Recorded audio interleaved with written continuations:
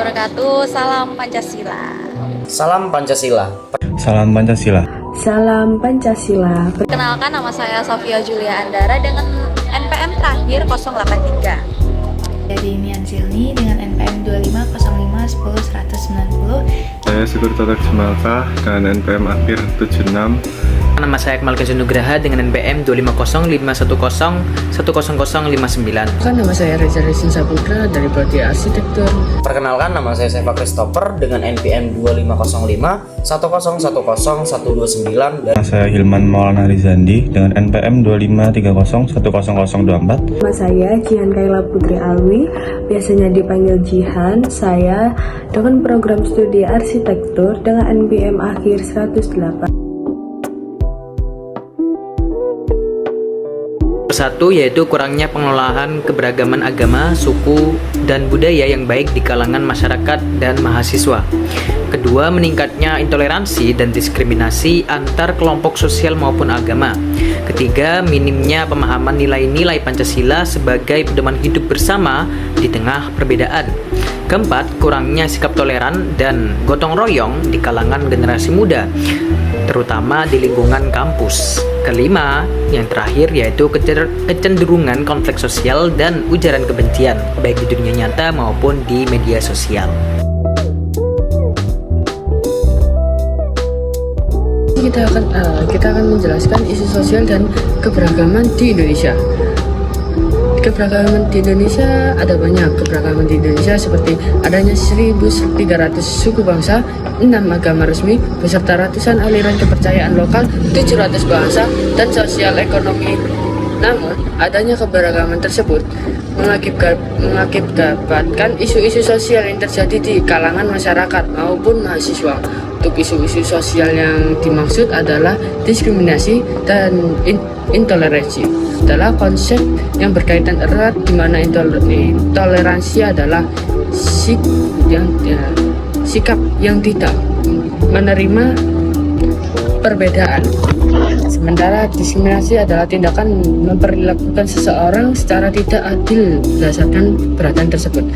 Ketidakseimbangan dalam masyarakat di dalam akses terhadap sumber daya yang peluang tidak merata menyebabkan peserta mencolok antara kelompok kaya dan kelompok miskin. Untuk yang ketiga, perpecahan yang timbul karena menggunakan identitas kelompok seperti agama, suku, ras, dan budaya sebagai alat untuk mobilisasi politik guna mendapatkan dukungan atau kekuasaan. Untuk yang keempat, memudahkan komunikasi, akses informasi yang cepat, dan peluang bisnis global.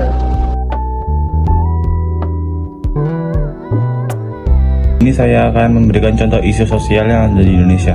Yang pertama ada intoleransi dan diskriminasi, di mana masih terjadi sikap tidak menghargai perbedaan agama, etnis, ataupun pandangan politik. Contohnya, adanya penolakan pembangunan rumah ibadah atau ujaran kebencian di media sosial.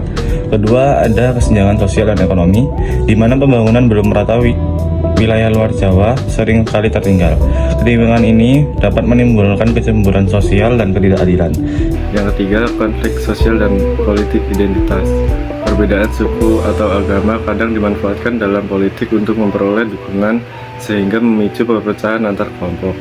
Yang keempat, dampak globalisasi dan media sosial. Masuknya budaya asing dan penyebaran hoaks membuat nilai-nilai gotong royong dan toleransi mulai luntur.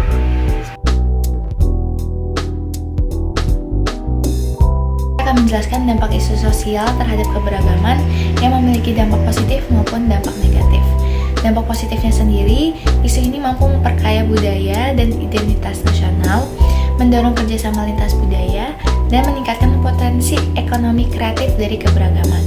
Untuk dampak negatifnya sendiri, isu ini menyebabkan konflik antar kelompok masyarakat, intoleransi dan disintegrasi bangsa, dan meningkatnya ujaran kebencian di ruang publik. Saya akan menjelaskan mengenai analisis.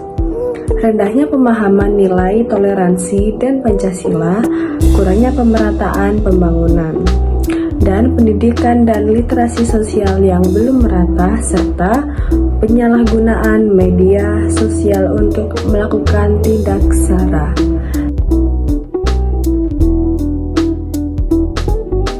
bagian materi upaya dan solusi ini, poin pertamanya yaitu kita perlu memperkuat pendidikan karakter dan toleransi di sekolah. Nah, ini penting karena sekolah adalah tempat pembentukan nilai sejak dini. Dengan karakter yang baik, siswa akan lebih mampu menghargai keberagaman. Lalu ada poin kedua yaitu pemerataan pembangunan dan akses pendidikan juga harus ditingkatkan. Kenapa? Karena ketimpangan pendidikan antar daerah itu sering menjadi akar munculnya masalah sosial. Lalu ada poin ketiga, peningkatan literasi digital itu juga sangat penting. Karena banyak konflik sosial dipicu oleh hoaks dan ujaran kebencian di media sosial.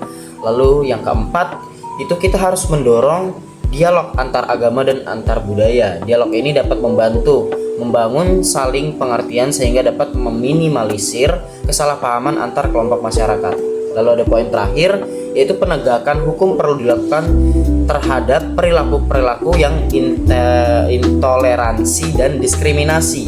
Langkah ini memberikan efek jera dan memastikan bahwa tindakan diskriminatif itu tidak dianggap hal yang biasa.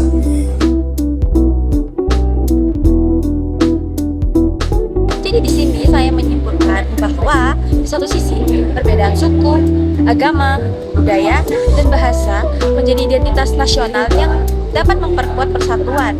Namun, di satu sisi nih, kebersamaan ini juga menimbulkan isu sosial selayaknya intoleransi, diskriminasi, kesenjangan ekonomi, dan konflik sosial yang masih sering terjadi.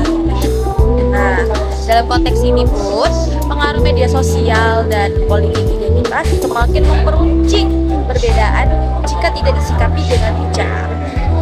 Meski demikian, masyarakat Indonesia terus menunjukkan semangat persaudaraan dan nilai gotong royong yang menjadi dasar kehidupan berbangsa.